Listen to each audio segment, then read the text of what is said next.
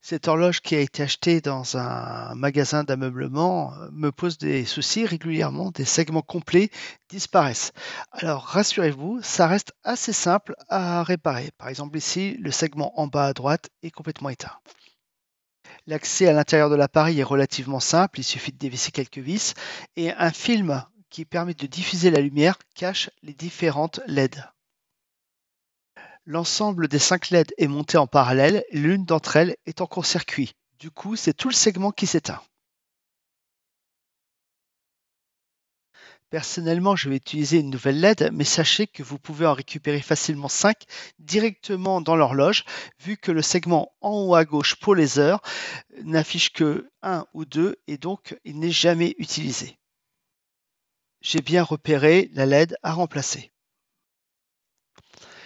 Dessoudage du composant qui est grillé avec une pompe à dessouder et un fer à souder. C'est très simple.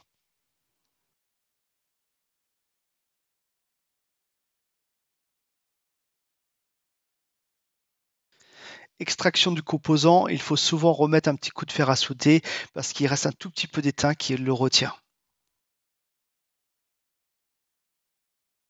Je mets en place la nouvelle LED. Alors là, c'est sur ce modèle-là, c'est très simple, vu que le plus et le moins sont directement indiqués sur le PCB côté LED, mais les LED neuves ont une patte un peu plus longue, c'est celle du pôle positif. Si ce n'est pas repéré sur votre PCB, il faut le brancher et repérer le plus et le moins avec un multimètre. Là, je soude la nouvelle LED. Alors, j'étais un petit peu généreux en soudure et du coup, les 2 points ont été soudés ensemble. Je vais du coup utiliser le fer à souder pour bien les séparer et je vais vérifier avant de brancher au multimètre que tout est bon. C'est-à-dire qu'il n'y a pas de contact entre les 2 soudures. Une fois que la nouvelle LED est en place, on va vérifier que tout marche bien. Comme j'ai enlevé un élément qui était en court-circuit, l'ensemble du segment s'allume à nouveau. La caméra accentue les différences entre les LED, mais dans la réalité, c'est peu visible. L'horloge étant dans l'atelier, il y a un détecteur de mouvement qui ne l'allume que quand on est présent.